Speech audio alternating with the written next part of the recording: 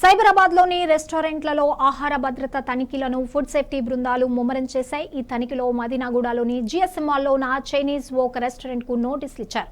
ఆహార భద్రత నిబంధనల ఉల్లంఘనలను గుర్తించిన అధికారులు కీలక సూచనలు చేశారు.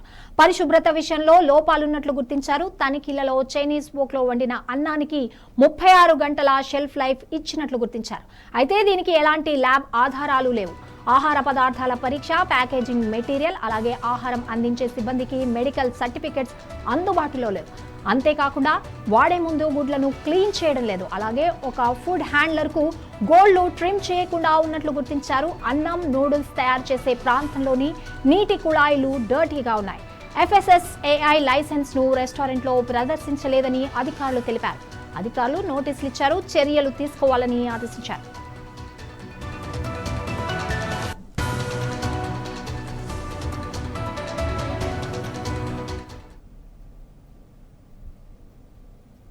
దీనికి సంబంధించి మరింత సమాచారం మా ప్రతినిధి రమేష్ అందిస్తారు. రమేష్, ఈ ఫుడ్ సేఫ్టీ అధికారులు తనిఖీలు చేస్తున్నారు. సో ఇంకా ఏ రెస్టారెంట్లను గుర్తించారు, ఇంకా వీటికి ఎటువంటి నోటీసులు ఇస్తున్నారు, ఎటువంటి హెచ్చరికలు జారీ చేస్తున్నారు? హైదరాబాద్ పరిధిలో రెగ్యులర్గా ఫుడ్ సేఫ్టీ అథారిటీకి సంబంధించినటువంటి ఫుడ్ సేఫ్టీ ఆఫీసర్లు అయితే ఆ తనిఖీలు కొనసాగిస్తున్నారు. సంగీత, ఇటు సైబరాబాద్ మున్సిపల్ కార్పొరేషన్ ఆధ్వర్యంలోని ఫుడ్ సేఫ్టీ అధికారులతో పాటు ఇటు స్టేట్ లెవెల్ ఫుడ్ సేఫ్టీ కమిషనర్కి సంబంధించినటువంటి స్పెషల్ బృందాలు అయితే రెగ్యులర్గా తనిఖీలు చేస్తున్నటువంటి పరిస్థితి ఉంది. తాజాగా మదీనాగూడలోని జిఎస్ఎం మాల్లో ఉన్నటువంటి బార్బిక్యూ నేషన్తో పాటు బార్బిక్యూ నేషన్ అట్లాగే చైనీస్ ఒక రెస్టారెంట్లలో కూడా తనిఖీలు చేయడం జరిగింది.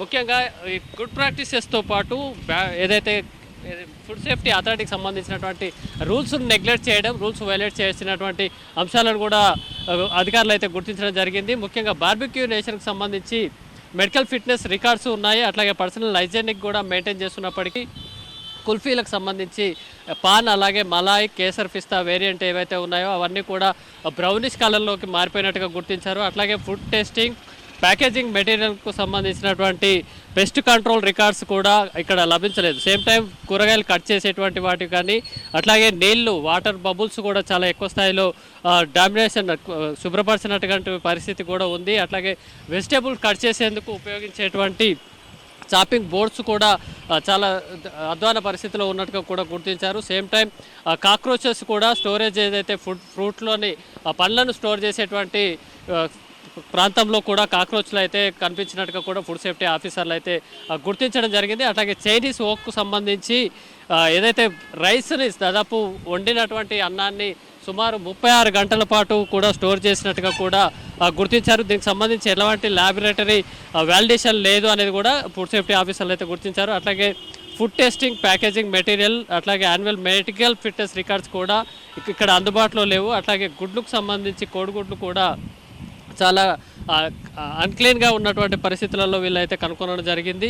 అట్లాగే ఒక ఫుడ్ సప్లై చేసేటువంటి వ్యక్తికి గోర్లు ఉండడం అంటే నీట్నెస్గా లేకపోవడం, అట్లాగే FSSAI లైసెన్స్ ఏదైతే ఫుడ్ బిజినెస్ చేసే వాళ్ళు డిస్ప్లే చేయాల్సి ఉంటుందో వాటికి సంబంధించి కూడా ఈ డిస్ప్లేలో కూడా FSSAI సర్టిఫికేట్ కూడా ఈ హోటల్లో లేనట్టుగా కూడా ఆఫీసర్లు అయితే గుర్తించడం జరిగింది. ముఖ్యంగా హైజీనిక్ సంబంధించి 2 హోటళ్ళు చాలా బెటర్ పరిస్థితులలో ఉన్నప్పటికీ కిచెన్లో మాత్రం చాలా అధ్వానంగా ఉన్నట్టుగా కూడా ఆఫీసర్లు అయితే గుర్తించారు. అట్లాగే చైనీస్ ఓక్తో పాటు బార్బిక్యూ నేషన్కి సంబంధించి ఇంప్రూవ్మెంట్ నోటీసులను కూడా జారీ చేయడం జరిగింది. ప్రస్తుత పరిస్థితులకు సంబంధించి ముఖ్యంగా ఏదైతే కుక్డ్ రైస్ 36 అవర్స్ నుంచి స్టోరేజ్లో ఉందో దాన్ని ఎమ్మటే క్లీన్ చేయడం అంటే పాడవేయడంతో పాటు కూరగాయలు క్లీన్నెస్కి సంబంధించి వెజిటేబుల్ కటింగ్ ఏరియాకి సంబంధించి వెంటనే ఇమ్మీడియట్గా క్లీన్ చేయాలంటూ కూడా అధికారులు సూచించారు. సంగీత, అయితే ఈ గుడ్ ప్రాక్టీసెస్ నేపథ్యంలో ఎలాంటి నోటీసులు ఇచ్చారు అండ్ ఎలాంటి హెచ్చరికలు జారీ చేశారు?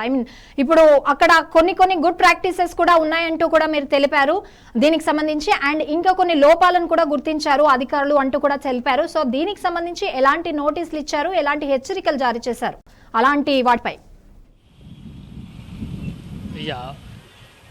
ఏదైతే సప్లై ఏరియాకి సంబంధించి అంటే డైనింగ్ టేబుల్స్ ఉండే దగ్గర, ఏదైతే కస్టమర్లు వచ్చి కూర్చునే దగ్గర కానీ లేదా హైజెనిక్ వాతావరణానికి సంబంధించి అయితే గుడ్ ప్రాక్టీసెస్ 2 హోటల్లో కూడా గుడ్ ప్రాక్టీస్ ఉన్నట్టుగా కూడా అధికారులు గుర్తించారు. కానీ మెయిన్ పర్పస్లో కిచెన్లో అంటే ఒక వ్యక్తి మాత్రం కొంచెం నెయిల్స్ ఉండడం లేదా FSSAI సర్టిఫికేట్ ఉంటేనే బిజినెస్ జరుగుతుంది కాబట్టి, కానీ దాన్ని కూడా ఓపెన్ డిస్ప్లే చేయాలనేది food safety authority of India అనే రెగ్యులేటరీ సూచిస్తుంది కాబట్టి దాన్ని కూడా డిస్ప్లే చేయాలనేది సూచించడం జరిగింది. సేమ్ టైం ఏదైతే కటింగ్ ఏరియా వెజిటేబుల్ కటింగ్ సంబంధించినటువంటి చాప్ బోర్డ్స్ కానీ అట్లాగే స్టోరేజ్ చేసినటువంటి రైస్ కుక్కుడ్ రైస్ను కూడా వెంటనే తొలగించాలనేది సూచించడం జరిగింది. సేమ్ టైం కిచెన్కి సంబంధించినటువంటి పరికరాలు ఏదైతే వస్తువులు వాడుతుంటారో వాటన్నిటిని క్లీన్ చేసుకోవాలి. ఆ పరిస్థితిని మెరుగుపరుచుకునేందుకు కూడా ఇంప్రూవ్మెంట్ నోటీసులు అంటారు. ఇంప్రూవ్మెంట్ నోటీసులను మాత్రం సైబరాబాద్ ఫుడ్ సేఫ్టీ ఆఫీసర్లు అయితే జారీ చేశారు. సంగీత, తో పాటు ఏమైనా జరిమానాలు విధించారా ఇటువంటి హోటళ్లపై, లేదంటే ఇంకా ఏవైనా సీజింగ్ సంబంధించి అంటే ఏదైనా సీజ్ చేశారా ఇటువంటి హోటళ్లను?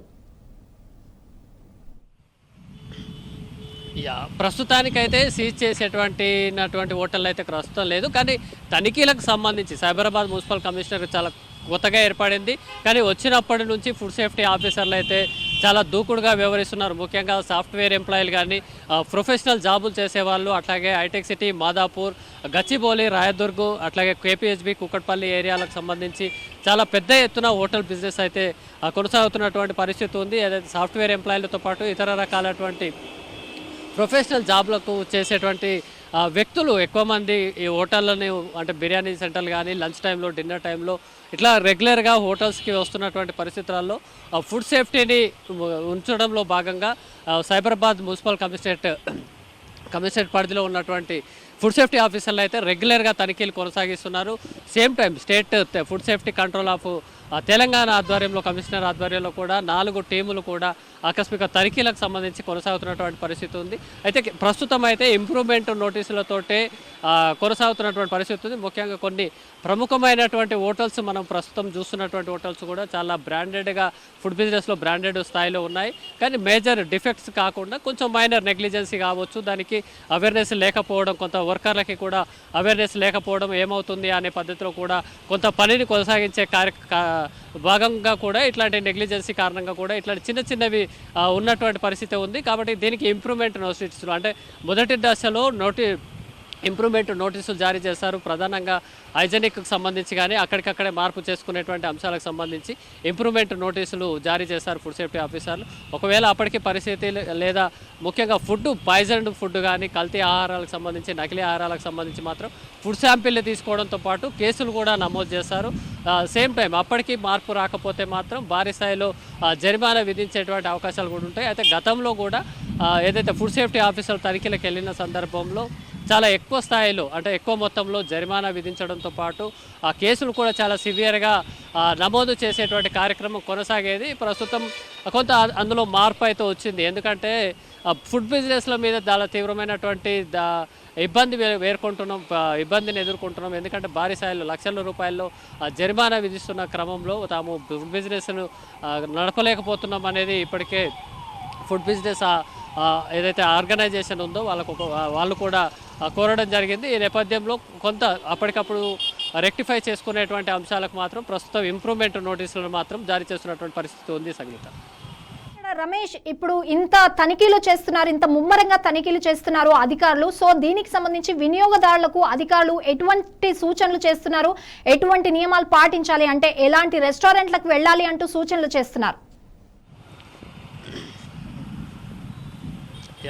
ముఖ్యంగా ఏదైతే మనం బ్రాండెడ్ పేర్లు చూడడం కానీ లేదా ప్రముఖమైనటువంటి హోటల్స్, ఫేమస్ రెస్టారెంట్స్ కానీ ఏదైతే ట్రెండింగ్ వంటి వాటిని చూస్తూ కూడా ఎక్కువ మంది కస్టమర్లు ఫుడ్కు అంటే లంచ్ టైం కానీ, బ్రేక్ఫాస్ట్, అట్లాగే డిన్నర్ టైం కానీ ఫ్యామిలీతోటి కూడా బయటికి వెళ్ళేటువంటి కార్యక్రమాలు కూడా చేస్తూ ఉంటారు. కాబట్టి హైజెనిక్ ఫుడ్, అట్లాగే హైజెనిక్ ఫుడ్తో పాటు హైజెనిక్ వాతావరణంలో అట్మాస్ఫియర్లో తినాలి అనేది కూడా ఉంటుంది. కాబట్టి ముఖ్యంగా ఫుడ్కు ఏదైనా అనుమానం వస్తే కనుక, ఒకవేళ అది పాయిజన్ ఫుడ్ కానీ లేదా నకిలీ వస్తువులకు సంబంధించి కల్తీ ఆహారం, ఫుడ్ ప్రోడక్ట్స్, ముఖ్యంగా మిల్క్ ప్రోడక్ట్స్ కానీ క్వాలిటీ లేని మెటీరియల్ వాడినట్టుగా కూడా అనుమానం వస్తే కనుక టోల్ ఫ్రీ నెంబర్కు కాల్ చేసి చెప్పవచ్చు. అట్లాగే ఏదైతే మీ మున్సిపల్ కార్పొరేషన్ ఏరియా పరిధిలో కూడా లోకల్గా ఫుడ్ సేఫ్టీ ఆఫీసర్స్కు అసైన్ చేసి ఏరియా అయితే ఉంటుంది, వాళ్ళకి కూడా కాల్ చేసి కంప్లైంట్ చేయొచ్చు. ఫుడ్ సేఫ్టీ అథారిటీస్ అనేది చాలా రెగ్యులర్గా ర్యాండమ్గా వాళ్ళ డ్యూటీ వాళ్ళు చేస్తున్నారు.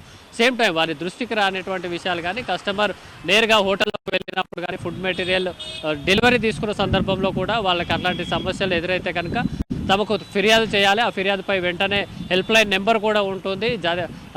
రాష్ట్ర స్థాయిలో హెల్ప్ లైన్ నెంబర్ ఉంటుంది. వారు ఫిర్యాదు చేస్తే కనుక తాము వెంటనే స్పందించి దానికి సంబంధించి చర్యలు తీసుకుంటామని కూడా ఫుడ్ సేఫ్టీ ఆఫీసర్లు అయితే చెప్తున్నారు. Sangeetha. Right Ramesh, thank you.